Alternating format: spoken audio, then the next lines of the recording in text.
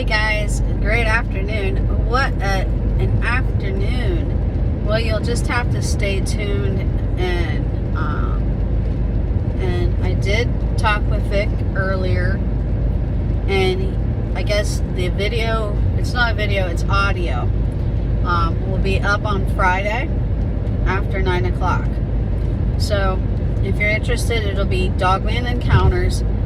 Honestly, I think I've listened to Victor and his podcast. Not anything to do with him. It's just I'm trying to keep my straight and narrow. So nice guy.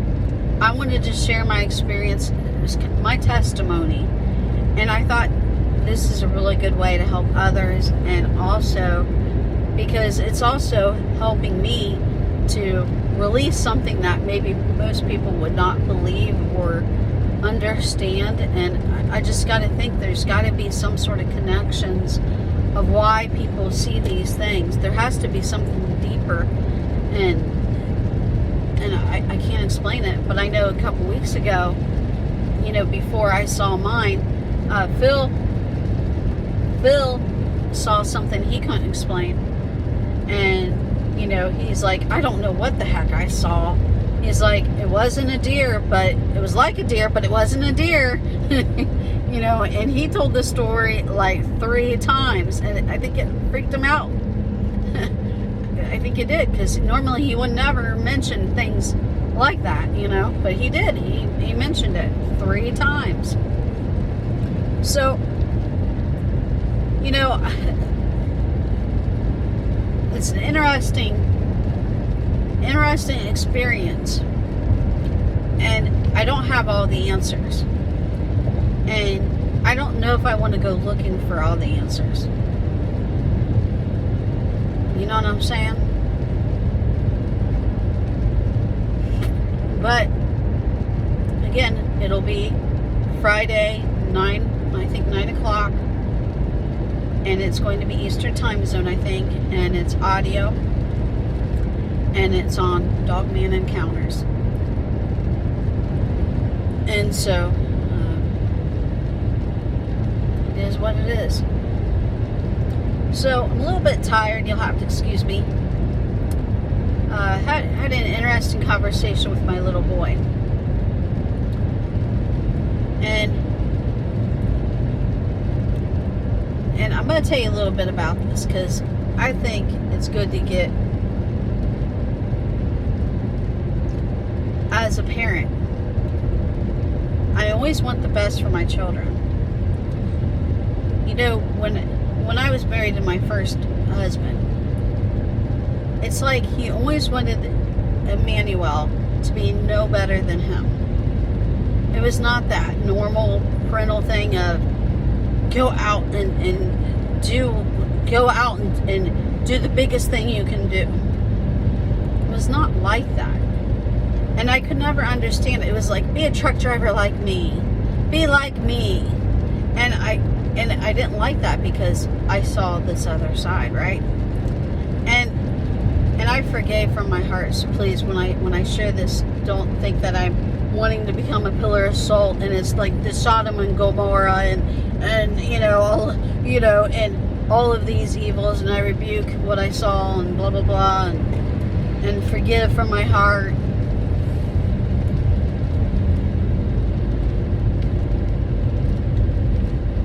But I want to share something with you.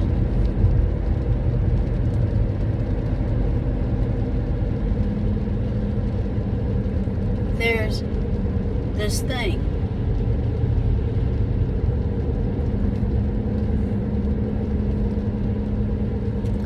And it's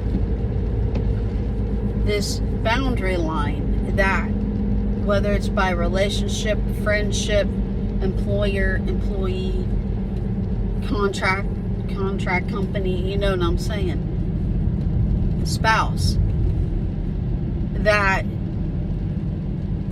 in our lives we need to look at sometimes. And whether it's even with your own job, you know what I'm saying, maybe your own job is going above on that boundary line of taking away too much time from your family. and or it's a job that's too stressful, or whatever it may be. Nothing is by coincidence.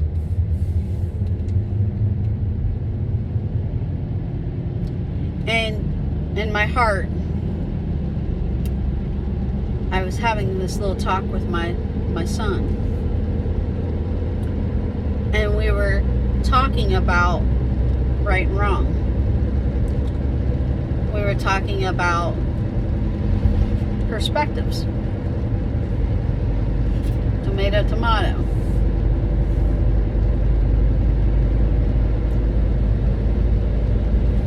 We also got to talking about how interpretations.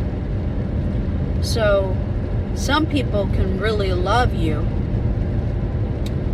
and their heart is to teach you good values, good philosophies, go to your highest good. And then yet there's other people that love you as much as they love themselves. And sometimes their love comes with flaws, attachments. Sometimes it's you have to meet their need. Sometimes it's how can they step on you. Or it's not really a lie if they don't know the truth. Or, I don't like to be lied to, but when I do it, it's okay. You see what I'm saying? And these people, any one of those groups, I think I've been in all of it at one point to the next.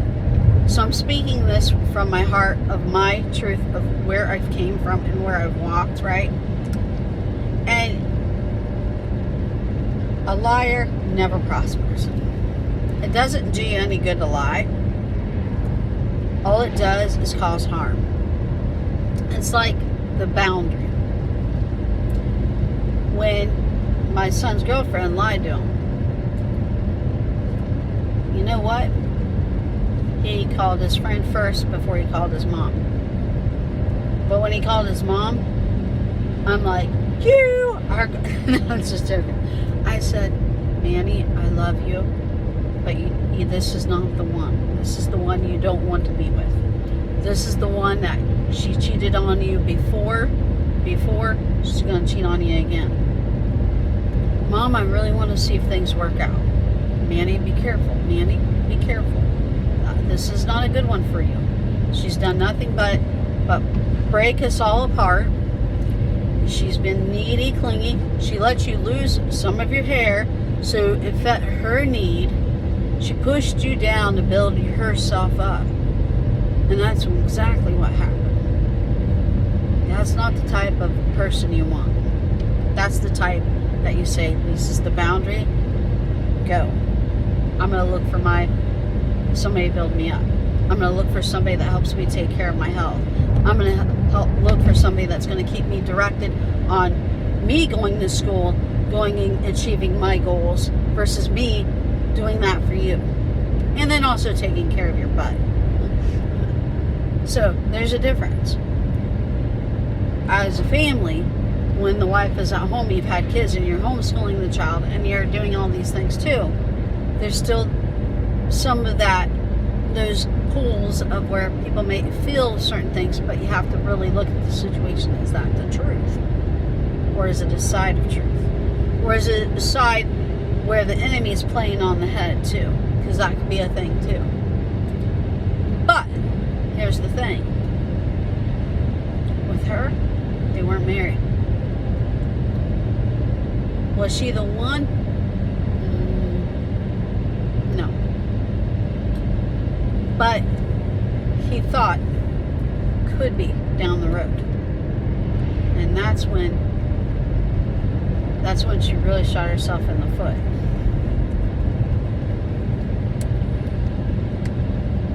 So the point is simply this. Not everybody loves. It says in the axioms, to love others as thyself.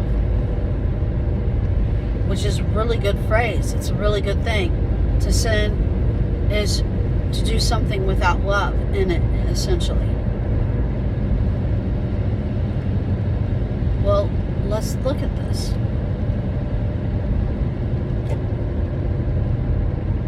You know, in our everyday lives, if we did things through the eyes of love, if we did everything through this love lens, and I saw the person in front of me, and I looked through love, oh man, there's the Christ within them, I love them, man, I hope they have a great day today. Oh man, you know what, you know, they ripped into my car, man, you know, I agreed and I'm in pain a little bit, but man, God is with them, and thank God they're okay, you know, Christ is with them, God forgive them. Hey, now granted, and I did this actually afterwards, you know, my car accident that I was in, and that the lady that was like a mile down the road that said that it looked like I wasn't going to stop, but I stopped, and then the story changed, you know, that lady, and the cop was yelling out what to write in the report, and then tried to tell me what to write in my report, and I said no thank you. I'll write what I remember and what happened. Yeah, that one. I had to do those things with it too. I had to let it go.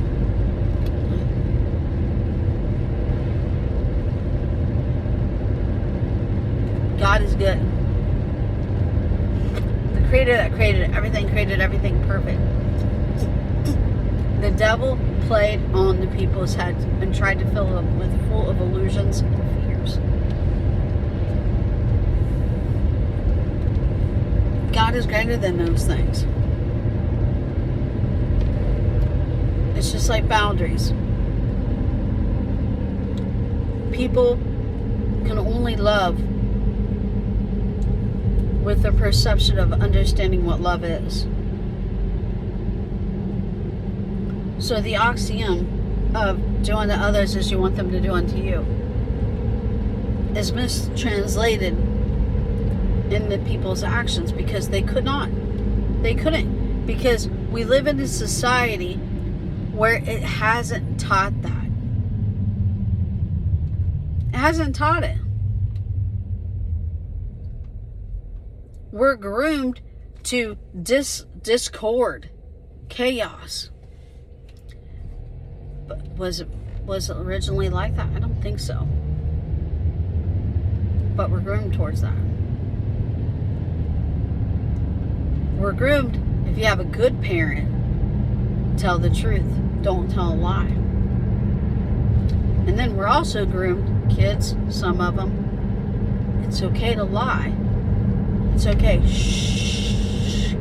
Don't tell your other parent. Shh. This is between us.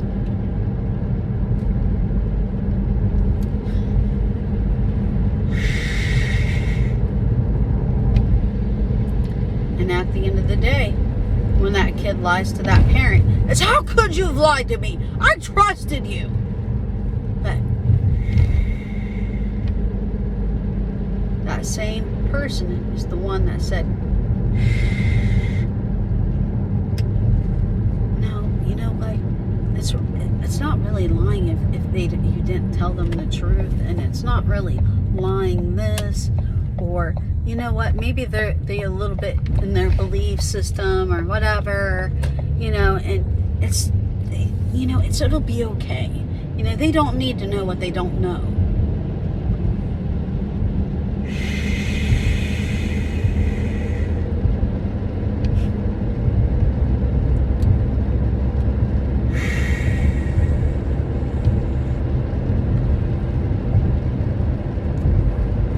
And they wonder why.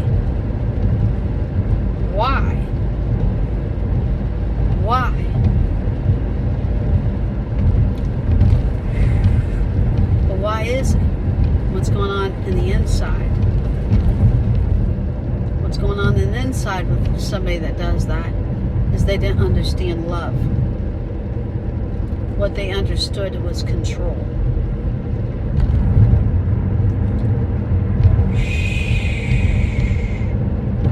It goes back to the same principles: pain, sadness, and fear.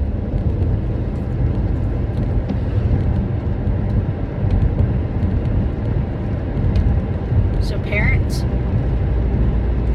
maybe you disagree with the one parent, or maybe when you grew up, your dad didn't like your mom so much, or that's the way it appeared, and you saw this argument between them, and then as an adult, you're copying those sorts of things, because guess what?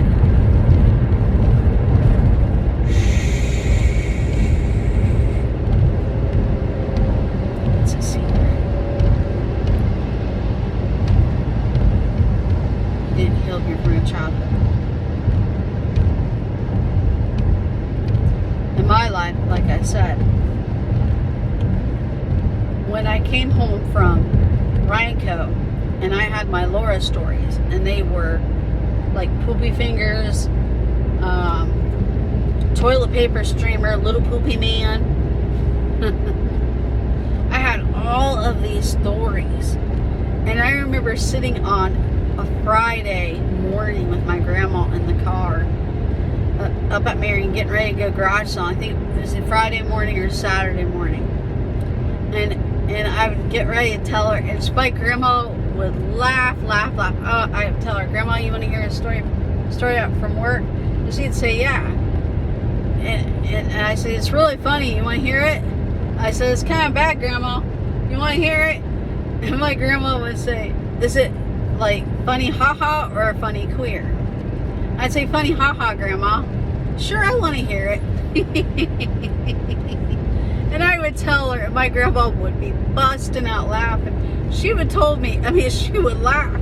She told me I should write a book, but I couldn't. I can't, because the confidentiality clause that I had to sign when it went out of business. But my stories, they were truth. Every single one of them was true. I mean, it was so funny. They were funny. I mean, absolutely funny, but I had to apologize to God because some of them were a little bit bad, but they were still funny.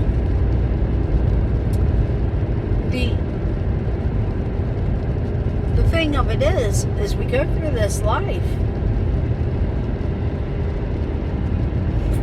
and you got to teach your children right. You can't teach them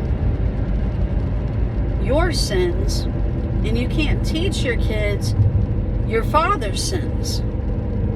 Otherwise, the pattern's going to go into the family, and it's not really a family curse. It's what you chose to give to your children. You can't blame God for cursing your children in that capacity. You got to look and pull off your mask and say, okay, do I want this? Or do I want to step up and say, wait a minute, I want something better for my children?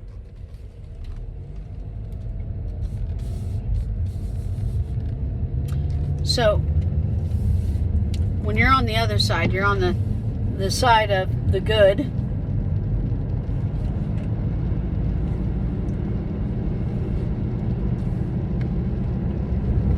You're always going to be the one where these things kind of look at you. They look at you like you're the one being ridiculous. But that's the lie. That's the illusion. The illusion is the person that is lying and choosing the lie, and to teach the children the lie is in the wrong. Because you're trying to what? Not do the shh. Is that a monkey over there? You're trying to say, I want you to do better. I want you to go towards your highest good. I want you to be happy in this life. I want you, if you want to travel the world, I want you to be able to travel the world. But I want you to be a good man. See, that's what my oldest son chose. You see, on those horrible times that he had, once in a while, his mom would sit down with him and she'd say, what type of man do you want to be when you grow up? What type of father do you want to be? And you know what? That mom still gives the reminder. Do you remember what you told me? What type of man did you want to be? When his girlfriend hurt him, Manny, what type of man do you want to be? So, in this life, you have choices.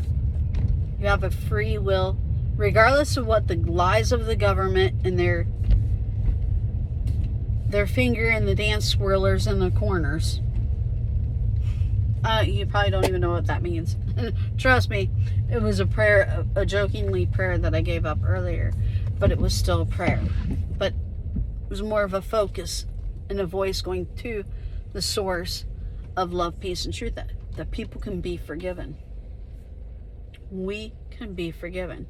The enemy always wants to show lies and manipulations and curses and stealing and hurting the angels and all of this manure.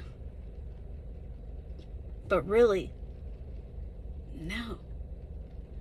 The messengers of light and love and peace and truth step on evil every time. And that's the way I believe it. We're not to go by this world. About every time thing you read in the Bible sometimes is not about how strong those messengers are. Or in anything. And that's sickening. It's sick and twisted. They're strong. Where there's good, the light and the force of the good is always greater than the bad. It just is. So, we forgive those that hurt us. We forgive those that seek to do harm. Not because we're better than them. Not because we know everything. Because simply, we want our children to do better than where we are at today. Simply, we want heaven. Simply, we want the bad to go towards good, and not one shall perish. That love can be there, opening its arms to us. And that people can see the true version of who we are, of love, light, peace, and truth. Granted, each one of us has problems we're working out that we may not share, may not vocalize. But I'll tell you what, every day I try to sit down with myself. What mask do I need to pull away? And I've been looking really hard here lately. What doesn't serve me? Like, not serve me like, where's my food? I wanted it at 4 o'clock. I'm not talking in that mode. I'm talking about what is hurting me. What's bringing pain to me. So, that's why I'm sharing this. So, in your life, maybe you're an adult, you've had kids, maybe you're grandma, granddad. You know, as a daughter, when I was a very ornery child, throwing fits at church on Sunday mornings. No, I've apologized. I spoke up and apologized. Yeah, because they probably thought I was this horrible kid that they were probably thanking God on Sunday mornings they didn't go home with me. They probably were. But you see what I'm saying. They were probably like, oh, goodness gracious, let me get out of this church. No, because there was a kid that was screaming. That was me on Sunday morning.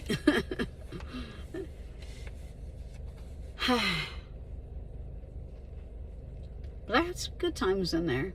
But I never liked the way it felt. It always felt bad too. And I get it. I get it. It did. My eyes always burnt at that place. It was probably mold. It was just an older building and a lot of weather that came in. But the other thing was, people talked bad about one another there. There was politics. And may each person be forgiven. You know. And it kind of taught me what I didn't like growing up. It taught me what I didn't want to do when I got older. Do you think those older people knew that? I don't think so. I think if they did, they would have felt bad. So sometimes we're not conscious of what we're doing. And we just assume that people know us. When they don't. And sometimes even the loved ones will sometimes wear masks to the other person. And we have to just decipher, is this person there in my life to provide? What is their purpose? Is it are we to grow together and do whatever, you know, in this divinity plan? Or is this person there to teach me a lesson to walk over? People come and they might not know it, but it could be either or. You know, or is this job that I have that's stressful, not this job, but this job that I have, you know, like I said, I had a miscarriage from Jake's and I had to repent for. You know, I had a baby inside of me and the job was just so darn stressful that I lost it. And, you know, think about how numb people really are to that. You have a miscarriage because your job is so stressful. And yet you keep working there because you're numbed off because of how this society works.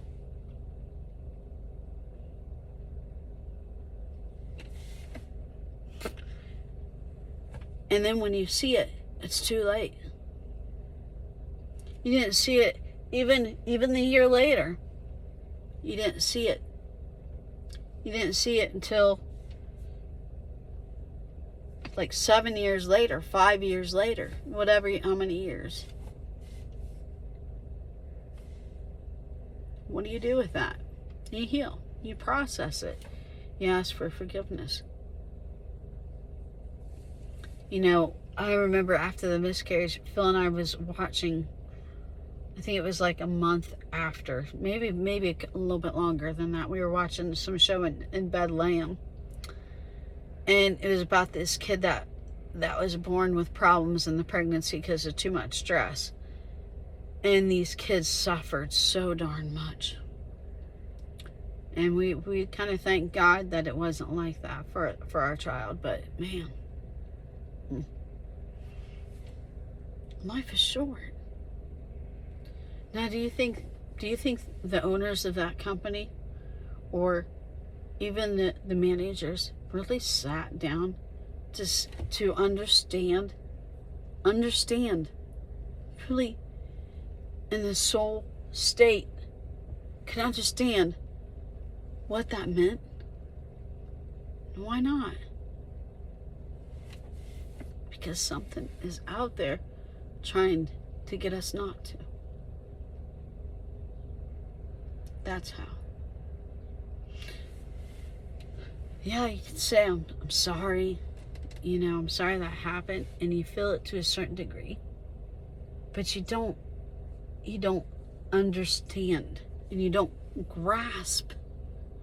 You don't grasp how big that really is. You don't grasp it that your body is going to, because of all the stress that it was under, it's going to have problems. You don't understand those things. And I don't want to curse anybody, and that's not what I'm doing. But we don't understand those things because something was there to get us off of the truth. To to get us to believe some sort of other illusion.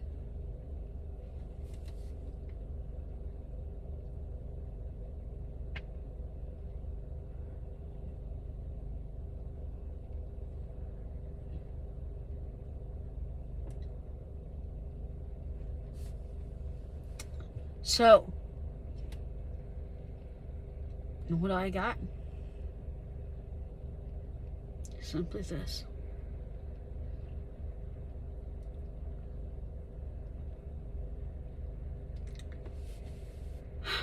We rebuke the things that take us away from peace.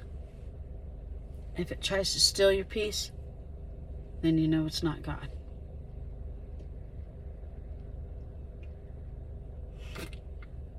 You come out of the agreements with this world.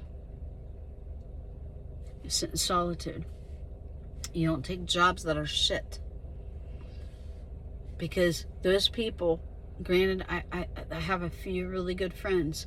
The ones I kept in contact with are the ones that are there. And I believe that if I needed something, they'd be there. And I'd be there for them if all it would take is a call, a text.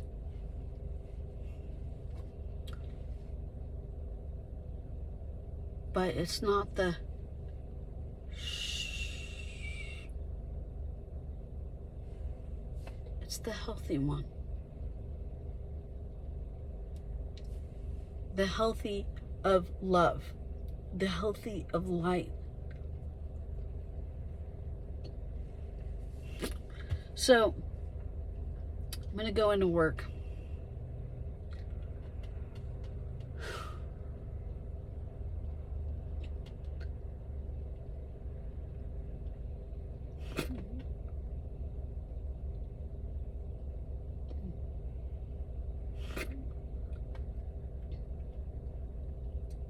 And I'm going to really look at some things. You know, on my interview with Vic, I told him, I said, I'm 47 and I sleep with a nightlight. I said, after our talk, it made me think, maybe I better not sleep with a nightlight. Maybe I need to do them small steps. And he goes, it's okay, you can have some baby steps or something like that. But Phil will tell you, I do sleep with a nightlight. I have to have that light on. And it's fear. And God doesn't give us that. Of course, you know, if there is a spider that I see, which I've had, that has been remotely, you know, like this type of thing, and you're driving, you're like, ah! And then you pull over as quick as you can, and you push pause, and you get out of the car, and then you look for it to where you find it, to where you can murder the thing. God forgive me. But we've all had those things.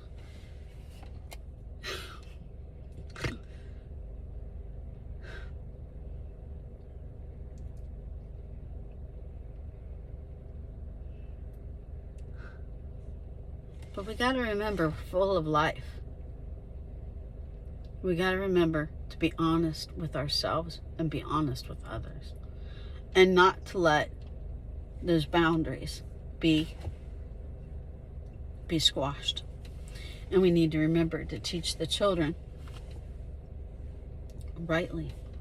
So that way the next generation, this programming of desensitizing, and all that they're going to be bombarded with this computer and technologies, they can say no. You see, if there was a fall, could that fall be replaying itself out? History repeats itself. My honest thought is technology can be good and it can be bad. And we rebuke the things of evil. We rebuke the things of bad that would want to do bad. But we forgive and we say, hey, this divine force, the name that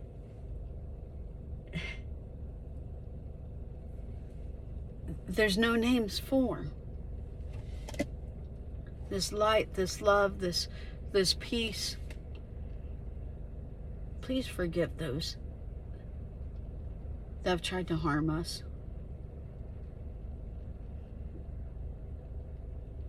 Let them have redemption if they choose to.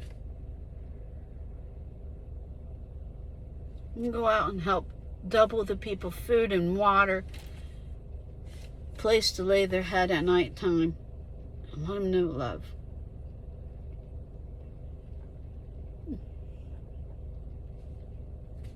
That's all I got. Have a great night tonight. Again, Friday. I think he said 9 o'clock. Dogman Encounters with Vic.